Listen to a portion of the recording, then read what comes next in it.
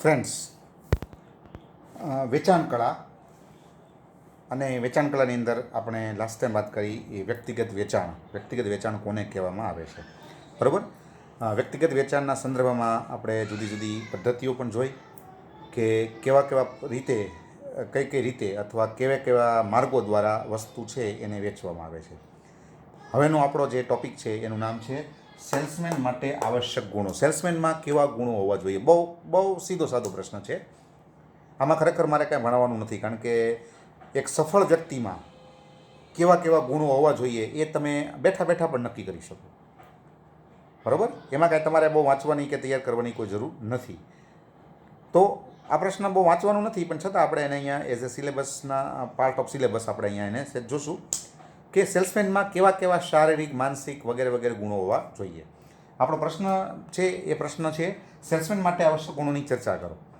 પરીક્ષામાં અલગ અલગ પૂછાય છે કે ભાઈ સેલ્સમેન છે તો એના માનસિક ગુણોની ચર્ચા કરો, સેલ્સમેન છે એના સામાજિક ગુણોની ચર્ચા કરો, સેલ્સમેનના શારીરિક ગુણોની ચર્ચા કરો. એવું અલગ અલગ પૂછી શકે, પણ ઇન શોર્ટ આપણે આખો ચાર્ટ એક બનાવશું. એ ચાર્ટ આપણે યાદ રાખવાનો છે. તો એ ચાર્ટ યાદ રહેશે તો આપણને સમગ્ર જે પ્રશ્ન છે એ આપોઆપ યાદ રહેશે, બરાબર. તો હવે આપણે વાત કરશું સેલ્સમેન માટે જરૂરી કેટલાક ગુણો. હું ચાર્ટ લઉં છું અને એમાં જે ગુણો છે એ હું ઇન્ડિકેટ કરું છું. આ બધી વસ્તુ બહુ કોમન છે, બરાબર, છતાં તમારી સામે મૂકું છું.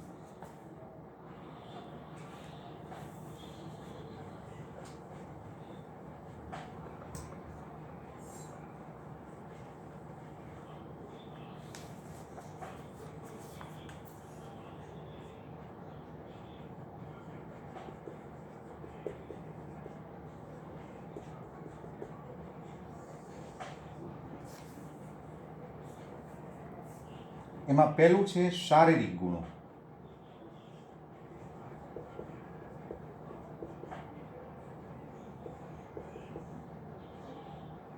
પછી બીજું છે માનસિક ગુણો.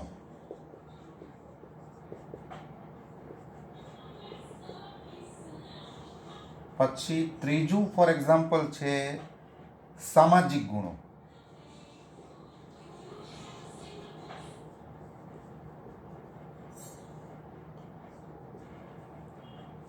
ચોથું છે ચારિત્રિક ગુણો.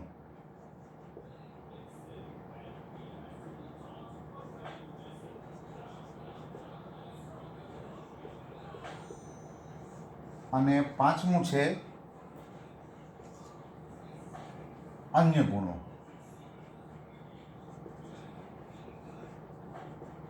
જો આ રીતે આપણે અલગ અલગ છે એનો ચાર્ટ યાદ રાખવાનો છે.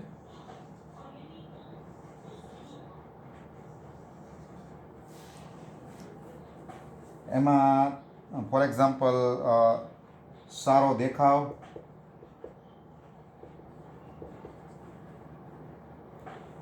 અને બીજું એમાં છે સારી તંદુરસ્તી.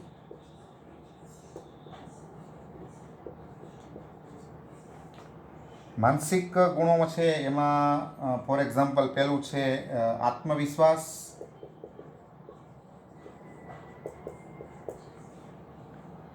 પછી સારો સ્વભાવ,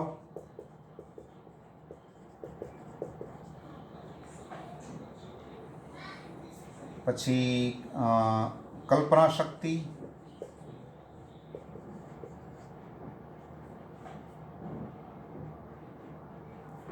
અને બુદ્ધિ પ્રતિભા.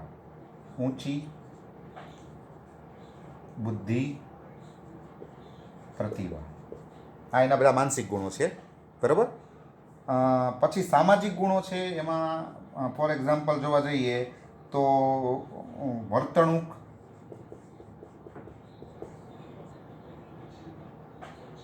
પછી લોક સંપર્ક,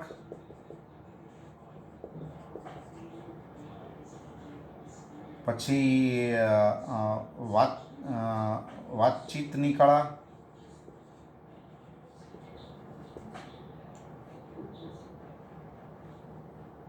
પછી રજૂઆત શક્તિ,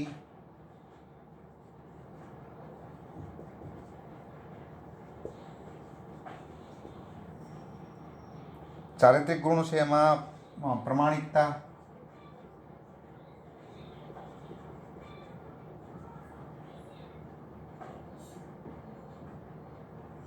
પછી મહત્વાકાંક્ષા,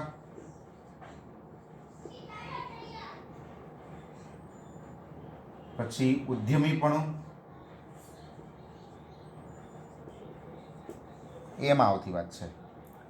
પછી શિક્ષણ અને તાલીમ,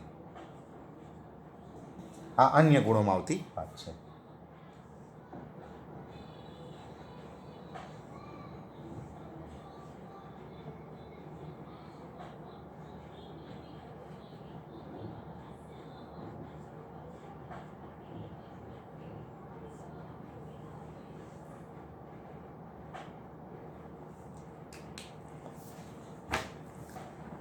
આપણે એક પછી એક બધા જે કંઈ ગુણો છે એને આપણે સમજવાનો પ્રયત્ન કરીએ. એમાં મુખ્યત્વે વ્યક્તિત્વના 4 પાસા હોય છે. ચાર પાસા, આમ તો આ તો વધારાની વાત છે, પણ કોઈ પણ વ્યક્તિત્વ હોય ને, પર્સનાલિટી, એના મુખ્ય 4 પાસા હોય. બાહ્ય, જેને આપણે કહીએ શારીરિક, અને બાકીના છે 3 એ આંતરિક હોય છે. એમાં માનસિક ગુણો, સમાજ સાથે તમે જોડાયેલા છો માટે સામાજિક તમારું પાસું, અને તમારું ચારિત્ર, કેરેક્ટર, બરાબર. આ 3 આંતરિક ગુણ છે, આ બાહ્ય ગુણ છે. તો વ્યક્તિત્વના મુખ્ય 4 પાસા, એમાં પહેલું જે બાહ્ય દેખાવ છે, અથવા જે બાહ્ય જેને કહી શકાય કે પાસું છે, એને કહેવામાં આવે છે શારીરિક ગુણો. દેખાવ સારો હોવો જોઈએ, પહેલી વાત. કારણ કે એવું એક સર્વેમાં એવું કહેવામાં આવ્યું છે કે સારી પર્સનાલિટીવાળો માણસ હોય ને, પર્સનાલિટી સારી હોય, દેખાવ સારો હોય, અવાજ સારો હોય, બરાબર છે, તો એવા લોકોને મળવાનું લોકો વધુ પસંદ કરે છે. જો ઇટ ઇઝ એ સર્વે, આ એક પ્રકારની માન્યતા છે. અને મહદઅંશે એવું બનતું હોય છે, સાયકોલોજીકલ તમે જોવા જાઓ તો એવા લોકોને મળવાનું આપણે પસંદ કરતા હોઈએ છીએ જે આમ એકદમ વ્યવસ્થિત હોય, બરાબર. આમ એકદમ બરોબર ન હોય, દેખાવમાં જ બરોબર ન હોય, અથવા દેખાવમાં જ કાંઈ એના જે ખામી હોય, અથવા શારીરિક ગુણોમાં જ તે જેને કહી શકાય કે કાંઈક ખામી હોય, તો એવા લોકો છે એને લોકો આમ મળે ખરા, પણ એને મજા ન આવે. અને મજા ન આવે તો પછી વાત આગળ ન વધે. એટલે એવું કહેવાય છે કે સેલ્સમેન છે ને એનો દેખાવ સારો હોવો જોઈએ, સારો અવાજ, પછી એનું જે ફિઝિક્સ છે, એટલે કે શરીર છે, એકદમ એનો બાંધો સારો હોવો જોઈએ, બરાબર છે. તો જેટલી પર્સનાલિટી સારી છે, બાહ્ય પર્સનાલિટી, એટલો એ સફળ થવાના ચાન્સીસ વધારે હશે. પછી સારી તંદુરસ્તી પણ મહત્ત્વની છે, કારણ કે એને બધાને મળવાનું છે, ફરવાનું છે, મોટાભાગે સતત એને વાતો કરવાની છે, તો એ એકદમ હેલ્ધી હોવો જોઈએ, બરાબર. હવે આપણે કોઈને મળવા માટે જઈએ ને આપણે ઉધરસ નકરી ખાતા રહીએ, બરાબર, તો એ અસર સારી ઊભી ન થાય. અને એમાં એવો કોરોનાનો કાળ હોય ને કોઈકને મળીએ અને ઉધરસ ખાઈએ તો ઉલટાને કોઈ આપણને મળવા માટે પસંદ ન કરે, ના પાડી દે, ભાઈ તમે જાઓ, ઉધરસ ખાઓ છો, ભાગો, બરાબર છે. તો કહેવાનો મતલબ શું છે કે આમ તમારી જે હેલ્થ છે એ હેલ્થ એકદમ સારી એકદમ હોવી જોઈએ. આ વસ્તુ એકદમ જેને કહી શકાય કે ઇમ્પોર્ટન્ટ વસ્તુ છે. તો બાહ્ય જે કહી શકાય ગુણો, બાહ્ય વ્યક્તિત્વમાં જે વાત આવે છે એ છે શારીરિક ગુણો. પર્સનાલિટી એકદમ સરસ હોવી જોઈએ, બરાબર. તો પર્સનાલિટી જેટલી સારી હશે એટલું એ વ્યવસ્થિત સફળતા પ્રાપ્ત કરી શકશે. પછી જે આંતરિક જે છે એમાં પહેલી વાત આવે માનસિક. મેન્ટલી એકદમ હેલ્ધી હોવો જોઈએ, બરાબર. આમ નકારાત્મક માણસ ન ચાલે. જો આમ ભલે આપણે નથી લખ્યું, પણ નકારાત્મક માણસ ક્યાંય ન ચાલે, પોઝિટિવ જોવે, બરાબર. ક્યાંય કોઈને ગ્રાહકને મળવા માટે જાય તો સ્વાભાવિક છે કે કદાચ એને ન મળે, અથવા ઘણીવાર એવું પણ બને કે ભાઈ તમે કોઈ ગ્રાહકને મળો તો વસ્તુ કદાચ ન પણ લે. એવું જરૂરી નથી કે તમારી પાસે વસ્તુ લે છે, પણ એ વખતે તમે મેન્ટલી એકદમ જેને કહી શકાય કે તમે મેન્ટલી એકદમ જેને કહેવાય કે તમે જો આમ એકદમ સ્ટેબલ હો, બરાબર છે, તો હું માનું છું કે પોઝિટિવ હો તો તમે પછી સફળતા મેળવી શકો છો. એટલે એનું જે માનસિક જે સ્વાસ્થ્ય છે એ પણ એકદમ સારું, હેલ્ધી હોવું જોઈએ. અને એનામાં આત્મવિશ્વાસ હોવો જોઈએ. જેને પોતાનામાં જ આત્મવિશ્વાસ ન હોય એ વ્યક્તિ ક્યાંય સફળ થતો નથી. તો હી શુડ બી કોન્ફિડન્ટ, એકદમ કોન્ફિડન્ટ હોવો જોઈએ. આમ આશાવાદી કે ભાઈ મારે થશે જ આ કામ, હું એને મળીશ તો વેચીશ જ. હવે આવો અભિગમ રાખે તો જ એ સફળ થાય. બાકી એવું હોય કે ભાઈ હું મળી ખરો પણ વેચા હે નહીં, તો તમે પહેલેથી એવું માનીને મળો તો પછી તમે વસ્તુ વેચી શકતા નથી. તો એનામાં એકદમ ઊંચો કોન્ફિડન્સ હોવો જોઈએ. He should be confident, totally confident. પછી તો કે સ્વભાવ સારો, યાદ રાખો, સ્વભાવ સારો જ હોવો જોઈએ. એક સૂત્ર હંમેશા યાદ રાખવાનું બે ફેક્ટરી હંમેશા તમારા શરીરમાં ચાલુ રાખવાની. બે ફેક્ટરી. પહેલી ફેક્ટરી તો કે આઈસ ફેક્ટરી, એ ક્યાં ચાલુ રાખવાની? તો કે એ હંમેશા તમારા મગજમાં ચાલુ રહેવી જોઈએ. બીજી શુગર ફેક્ટરી, એ ક્યાં ચાલુ રહેવી જોઈએ? તમારી જીભ ઉપર ચાલુ રહેવી જોઈએ. જેના શરીરમાં આ બે ફેક્ટરીઓ ચાલતી હોય, સતત ચાલતી હોય, એ વ્યક્તિ જીવનમાં ક્યાંય નિષ્ફળ જતો નથી. આ લેસન, આ અપાયેલી એડવાઇસ હંમેશા યાદ રાખજો as a students of salesmanship. મગજમાં આઈસ ફેક્ટરી એટલે મગજ ઠંડુ જ રાખવાનું. ગ્રાહક છે એ ગમે કહેશે, ગ્રાહક ગમે એવી દલીલો કરશે, ગ્રાહક ગમે એવા મુદ્દાઓ મૂકશે, ગ્રાહક તમારી વસ્તુ તમારી વાતને કાપી નાખશે, તમને એ નીચા બતાવવાના પ્રયત્નો કરશે. ગ્રાહક ગમે એ કરી શકે, હી ઇઝ ઓથોરાઇઝડ. પણ તમારે તો તમારા મગજ ઉપર, તમારું મગજ ઉપર તમારે આઈસ ફેક્ટરી રાખવાની છે, ગરમ નહીં થવાનું. બીજું, જીભ ઉપર શુગર ફેક્ટરી એટલે જીભમાં મીઠાશ હંમેશા હોવી જોઈએ. કોઈ પણ વ્યક્તિને સાહેબ કહીને બોલાવો, મોટી ઉંમરના હોય તો કાકા કહીને બોલાવો, બરાબર. પછી કોઈ લેડીઝ હોય તો તમે એને બેન કહીને બોલાવો, મોટી ઉંમરના હોય તો માસી કહો, નાની ઉંમર હોય તો બેટા કહો. જો આ રીતનું તમારી જીભ ઉપર એકદમ મીઠાશ હોવી જોઈએ. તમારા શબ્દો છે ને એ એકદમ આમ કે ને કે શેરડીના રસમાંથી આમ કેમ બહાર કાઢ્યા હોય એવા એકદમ આમ મીઠાશથી નીતરતા હોવા જોઈએ.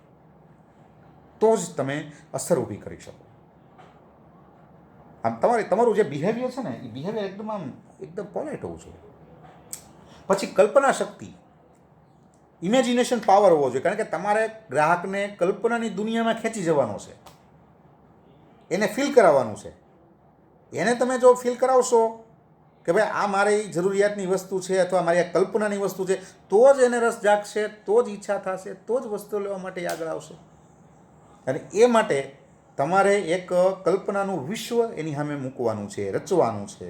એની માટે તમારી પાસે ઇમેજિનેશન પાવર હોવો જોઈએ, કલ્પના શક્તિ હોવી જોઈએ, કલ્પનાનું વિશ્વ ઊભું કરવાની તમારામાં એક સ્કિલ હોવી જોઈએ. ઊંચી બુદ્ધિ પ્રતિભા, એકદમ હાઈ ઇન્ટેલેક્ચ્યુઅલ પર્સન છે એ જીવનમાં ક્યાંય નિષ્ફળ જતો નથી. કારણ કે એ દરેક વસ્તુને ગણતરી કરે, દરેક વસ્તુ છે એને કેલ્ક્યુલેટ કરે, દરેક વસ્તુનું એસેસમેન્ટ કરે અને પછી એ ડિસિઝન લે. આડેધડ ડિસિઝન ન લે. જે એકદમ ઇન્ટેલેક્ચ્યુઅલ માણસ હોય એ આડેધડ ડિસિઝન નહીં લઈ લે, એ વિચારશે અને વિચારીને પછી એ ડિસિઝન લેશે. એટલે કહેવાનો મતલબ શું છે કે એકદમ ઊંચી બુદ્ધિ પ્રતિભા હોવી જોઈએ કે ભાઈ આપણે આવું વિચારીને ગયા છીએ પણ સામે સિચ્યુએશન કાંઈક અલગ જ આવી, તો તમારે શું કરવાનું? હવે એ વખતે તમે પછી નિરાશ થઈને બેસી જાઓ અથવા પાછા આવ્યા જાઓ તો નુકસાન જાય, નિષ્ફળતા મળે.